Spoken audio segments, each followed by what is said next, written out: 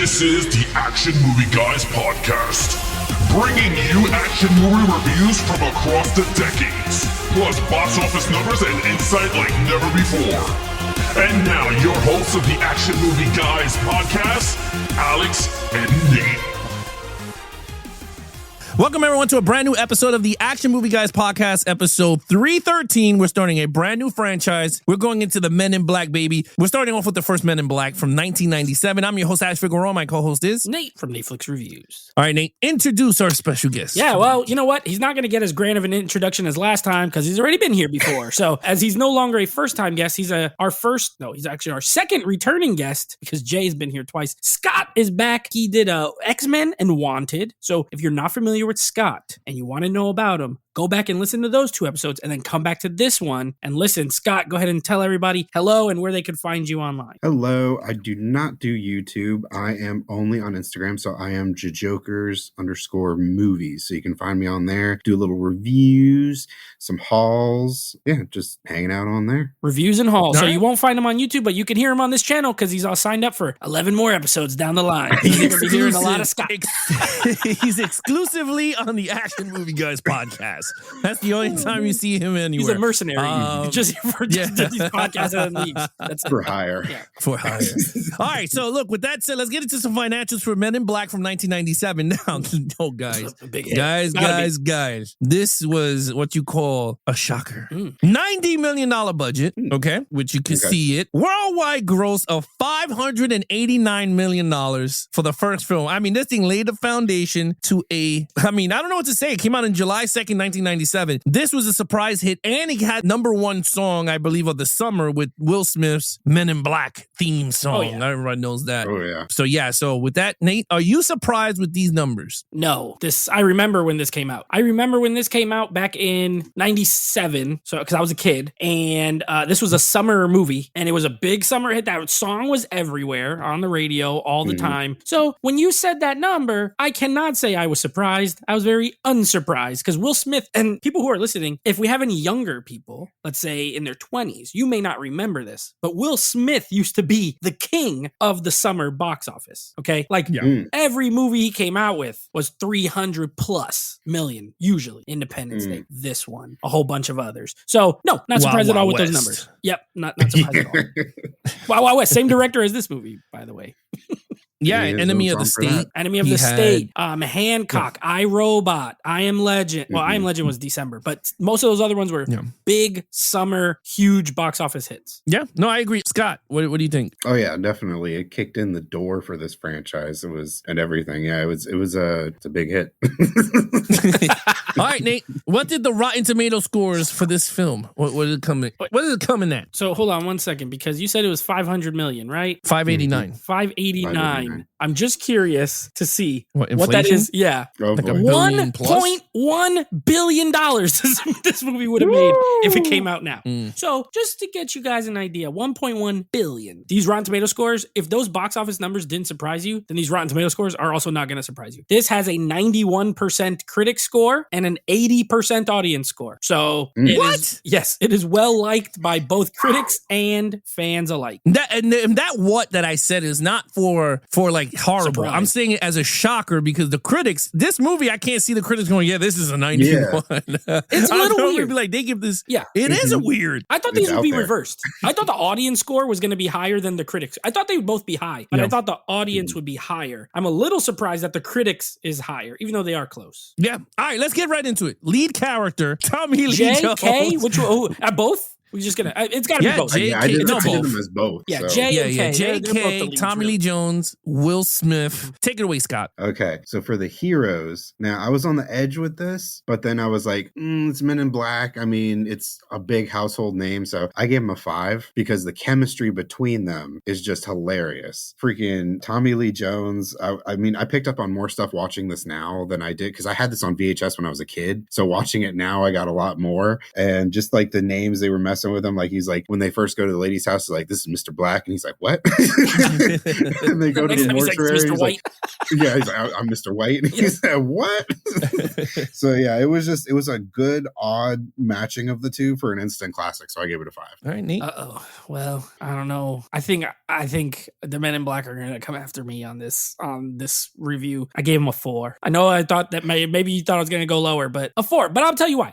I agree with what Scott said. I think the chemistry's fantastic. I love Will Smith in this, and I actually really love Tommy Lee Jones in this. But I had to separate the performances from the character, right? We always want to score the character. There's absolutely no story to Jay. He's a cop, and then they recruit him. He has no backstory. You don't know if he got parents, if he got brothers, if he got sisters, a girlfriend, nothing. He is just Will Smith. K, you get a little bit because he was there when the aliens landed. He went to go meet that girl. He didn't give her the flowers, so he checks up on the girl. You could tell he has some regret. He has some longing to be done. He has a little more characterization. So because of that, I still gave him a 4. I think they're good characters. Mostly K. I think K is the better, more developed character. But I had to separate my love of the performances and the actors from the characters themselves. Still very good. Still a 4 for me, but that held it back from a 5. Yeah, I gave it a 5. I get what you're saying, but I like it though. I mean, their chemistry, yeah, it's great, but in terms of the characters, not actors, in terms of K and J's chemistries on screen, they kind of work together. Yeah, they complement each other. And Tommy Lee Jones lost his partner, and he's trying to recruit this guy to be his new partner. So I kind of like that, and there was a lot of funny moments in the film between the two. So I think it worked out well because it could have been a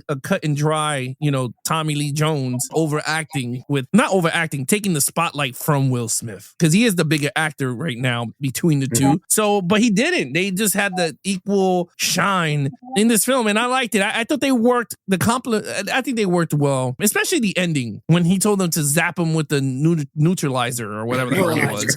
Yeah, the neuralizer, and he felt hard. He felt bad for him. He was just like, I didn't want to do this, but I got to do it, bro. Yeah. And I thought that was pretty cool. So that's it. I gave it 5. Scott gave it a 5. You gave it a 4. Main villain is the bug guy. Yeah. Which Vincent D'Onofrio in one of my favorite Vincent D'Onofrio performances.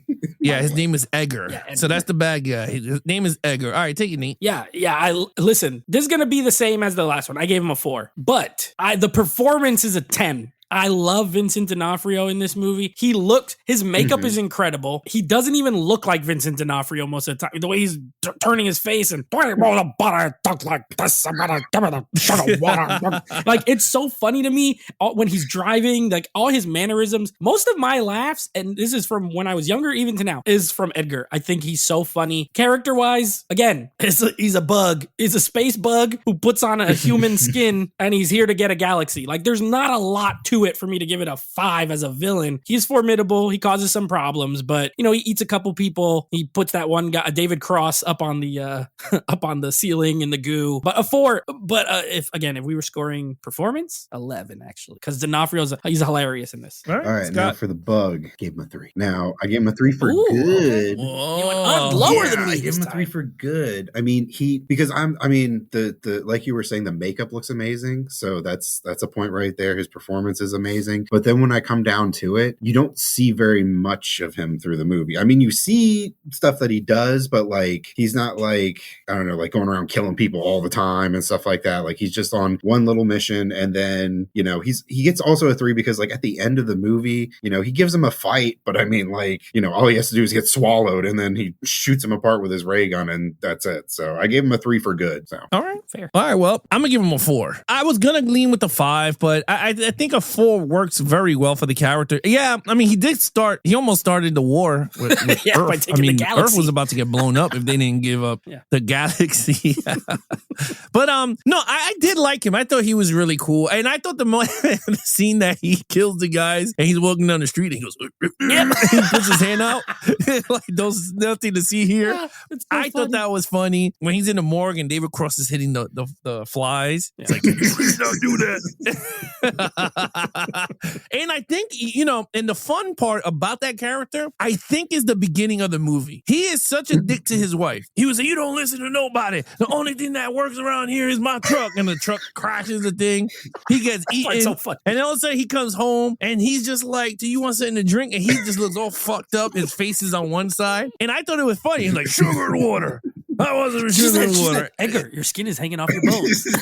Yeah, he was, oh, sorry about that. He's like, what about this? He stretches it out. That's so funny. Yeah, so and then I guess that's for story, but yeah, I give it a 4. I think he works out well. He's a very funny character. One thing though, I do agree with Scott though. I wish we got more of the bug out, running around, but I thought it was fine. All right, I don't know where we're gonna go with this. Action scenes. Action. Scott. Now I'm still teetering on this, but gonna give it a. Go with your heart. I'm gonna give it a 3. Yeah. For good. I mean, but to be honest, there's not a lot of action in this movie. I mean, you get, the noisy cricket scene, you get, the chase in the beginning, you get press the red button and eat me at the end and all that stuff. But I mean, like, not a whole lot. It's a lot of story on like who the Men in Black are and everything like that. So I give it a 3 for good. Okay. Ooh, Nate. Wow. Well, just so people at home are listening, we have a Patreon and our patrons are allowed to listen in the background. And one of them gave him a 5 for the action. So Scott's coming through with a 3. I'm gonna tell you where I land. This movie's only 97 minutes long. It's great. It's not long. I gave it a 4 because for one, almost all the effects hold up great as far as in the action scenes, right? There's obviously CGI, but there is a lot of practical in this. A lot of the aliens are practical with a little CG mix. I actually watched a YouTube video not that long ago about a lot of the effects in this movie. I'm pretty sure this was nominated for an Oscar for it. I don't know if it won or not. I think so. Yeah. And they still look great. I think when the ship crashes at the end, it looks great, like with all the dirt flying up. We also have a Mets game where Bernard Gilkey gets hit in the head with a baseball. That guy sucked, so I'm glad he got hit in the head. Yeah, I think there's a good enough amount of action. You do have the chase scene. There's the car chase scene, and then like you said, with the red button where he's driving all upside down. Most of the action's played for comedy. So I think that is where it'll be. Your results may vary. You know what I mean? Because it is mostly, like you said, the noisy cricket. It's a tiny gun. The joke is that it's a tiny gun, but it makes like explosions every time he shoots it. So for me, it worked. I thought it was a lot of fun action scenes, well shot, well executed, but not enough for a 5. I give it a 4. I will go with a 4 on this one. I thought it was great for this type of story. I do get it. The noisy cricket, I think, is the highlight for everybody in this film, but I kind of like the last act of the film with the action. I thought it was pretty fun because they got the big guns in the back, and he goes, "Yeah, that's what I'm talking about," because he gave them that little shit, and they're like, "It's time to upgrade you." I like that, and I agree. The UFO scene turning, and they were like, "Just shoot the damn thing," and he shoots it, and it starts to come down. I like that scene a lot. It looked very well on the I saw it on Prime. It looked very well digital. I don't know how it looks good on 4K. Conversion on it 4K. No, it looks good. Yeah. So I liked it. I thought that was fun. The running of at the beginning of the movie, I thought was pretty cool. It set the tone for the movie. That running scene in terms of Jay's life and how he comes intertwined with the aliens that's amongst us in New York. So, and I think the setting of New York helped this movie a lot, in my opinion, except for these action scenes. So I thought it worked very well. So I gave it a 4. Scott gave it a 3. Nate gave it a 4. Okay, storyline. Let's see. Scott, take it away with storyline. Oh, by the way, it won for best makeup. Okay, that was because of makes Vincent sense. D'Onofrio. I remember it. Yeah. Well, that little alien too. Oh yeah, the puppet. The puppet aliens. And the way he dies. Yeah. On the right. It's so funny. The movie's so funny. I'm not gonna lie. If they ever made a prop of that you could buy, I would love to buy. He looks so cute with the little TVs. Oh, that little shit was so cute. Oh, That was funny. All right, Scott. So Well, what do you think? Storyline, I gave it a 4 because it was really great. I liked their explanation for many things, especially when he's just like, "We're underfunded by the government." He's like, "Oh, well, how are you paying for all this stuff?" And he's just like, "We took the alien patents for several things like the microwave and stuff like that." I was like, "That's great right there. I love that." But it's just like it's a cool new universe that they opened up. So I think the story and everything was pretty clever. So I gave it a 4 for great. All right, neat. I am actually, I'm right there with you, Scott. I think this has a great script in general. I think it is a good mix of comedy, sci-fi, action. It's fun. I know, and I know he didn't write it. Well, I don't think he was a writer on it either, but I know Barry Sonnenfeld was the director. He was not a writer on it. And I know he also did the Addams Family movies, which are like, in tone, these are very similar to those movies, if you really think about it. I also didn't know this was based off a Marvel comic until I saw it at the beginning of the credits. So that was cool. A 4. I agree with Scott. I think it has a little bit of everything. It's funny. It's exciting. It's kind of gross. You know, like some of the, like when that guy's folded up he folds that guy up and puts him in the cook when he takes his cooking outfit, or when the skin flies off and he pulls the empty skin. But like, it's kind of nasty and I like it. So I give it a 4 as well. I think it's a lot of fun. All right. Well, I guess I hate to do this. I'm gonna give this a 5. Hey, all right. I think the storyline is really good, and this is why. One, it's very unique. Maybe it is the Marvel comics. No one heard about the damn Men in Black, so I'm not gonna use that Marvel comic shit like people knew about it. So this was a diamond in the rough. I mean, they took a shot on this story to see if this shit worked out. And it did. I think the storyline was fun. It was campy. They knew what they had in there. To get 2 big-ass name actors attached to a project like this, in Tommy Lee Jones, like that's unheard of. To me, that's unheard of. Sometimes you don't get those big legendary actors in these type of roles, to be honest. And for him to do it, I think he believed in the project. He liked it, unless they gave him a lot of money. But that could be it too, and residuals. But I thought it was fun and everything. And I think with the whole lore, in 97, that's when X-Files was big too. And that could have helped out also with the Men in Black section of fame and everything, with the whole aliens and people believing that, conspiracy stuff. So, and I like it. I think it's fun. These dudes just come in and zap you and then you forget everything. So I thought that was clever and it's very cartoony. Yeah, I kind of liked it. And the fact that Barry Sonnenfeld or whatever his name is. Sonnenfeld. Yeah, that guy. Barry Sonnenfeld. Sonnenfeld. Yeah, that guy. I think he did a great job. And you know what? Addams Family is one of my favorite movies. Like, I love the first 2 movies. I think it's hilarious. I don't know if he did the sequel, but he did. He did both Addams Families and the first 3 Men in Blacks. Okay, and Wild so West, I can't talk about the other 2 Men in Blacks. But in terms of the first 2 Addams Family, I think this is right up the wheelhouse. Maybe Tim Burton could have been another director that could have made this thing too. And I wanted to ask you guys: was the theme music Danny Elfman? It was. He got nominated for best score too for Oscars. Oh, okay. Because I was like, is it? It sounded like Peter Bruce. I was just like, Steven Spielberg. Yeah, it sounds like a Tim Burton movie. Yeah, and then Steven Spielberg is attached to this, so you already know it's something big. Yep. If he's so all right. So yeah, I gave it a 5. I like the storyline. I thought it was cool. All right, overall, Nate. By the way, I don't know if you guys knew this, but all the uncredited Alien on TV monitor list of people that are in it: Dionne Warwick, Sylvester Stallone, Steven Spielberg, Barry Sonnenfeld, Al Roker, George Lucas, Isaac Mizrahi, who was a fashion guy, Danny DeVito. Like, they had all these people just playing aliens on TV monitors randomly throughout the movie. So that was kind of no, cool. No, that was the scene that Jay stands there and they had the big like a multiple screen, and he was like, "Wait a minute, he's an alien." Yeah, and then Zed said something that was kind of funny. Yeah, but So the pretty good. I like this movie. This movie's fun. I like the score. I like the comedy of it. I like the performances. I gave it a 4 overall. It doesn't hit a 5 for me. It's never been like one of my all-time favorite 90s movies, but it is one that I've seen a lot. I grew up with it. Obviously, it came out when I was 10 years old. So like, I've seen this movie a number of times, and we talked off air. I've rode the ride at Universal a million times. The music is like very burned in my head because of that. And the Men in Black song by Will Smith, that used to play on the radio a lot when I was a kid. It's a great song. I don't care. Movies soundtracks don't exist like they used to. You know what I mean? Yeah. You have something like that where it's a song specifically and it's a great song, and I don't care. So yeah, I give it a 4 overall. I think this is a really, really fun sci-fi comedy. All right, I Scott. 100% agree with Nate here. It's a 4. It's a late 90s instant classic. You got Tommy Lee Jones, Will Smith. I mean, it's a household name. Men in Black. Everybody knows that. So it's a 4 for me. It's a pretty great movie. All right, look at that. Scott coming in with some thunder. I like it. Soft thunder. I like it. You know what? I'm gonna go with a quote from my buddy Lloyd Christmas from Dumb and Dumber. Okay. I'm gonna go with my instincts on this one. I'm gonna give it a 5. Hey, I think this had the perfect. Like, I don't know. They had the stars aligned with this one. I think everything worked out from score to production. I mean, let me tell you, when they go up to the dude and shoot him in the face, and then he turns small, and then his head comes back up. I thought that was awesome. Yeah, the monk Tony Shalhoub, dude. yeah. Yeah, Frank the pug. He's shaking him. He's like, ah. He's like, don't worry, my friend owes the money. Yeah, I thought that was funny. Yeah.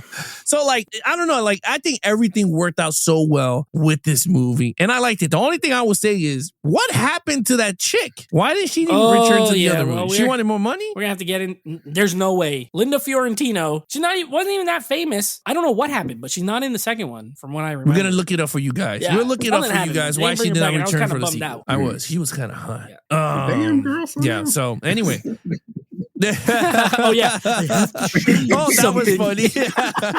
Yeah. That was funny. Yeah, I didn't know you like that. I thought it still, it's shocker, but it still holds up. That's the cool thing about it. So I'm definitely gonna pick this up on 4K. I didn't, but I'm definitely gonna pick it up now. All right. Make sure you don't buy Total the points. pack. Make sure you buy the Scott. the Don't let Amazon screw you. Don't buy that thing that Scott I bought the trilogy. Italian They're like, words no, on it here's and, the 4D collection. And I was like, okay, fine. The collection.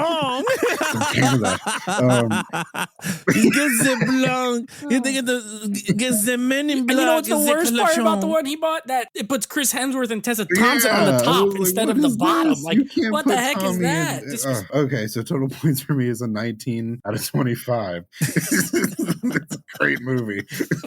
This Scott. I have a 20 out of a 25. 4s across the board. I think this is a very, very good 90s film that I really like. And I was glad to rewatch it because it's been a while and it's fun and it's a breeze and it's not 2.5 hours. So who doesn't love that? So mine's is a 23 out of a 25. I could see it.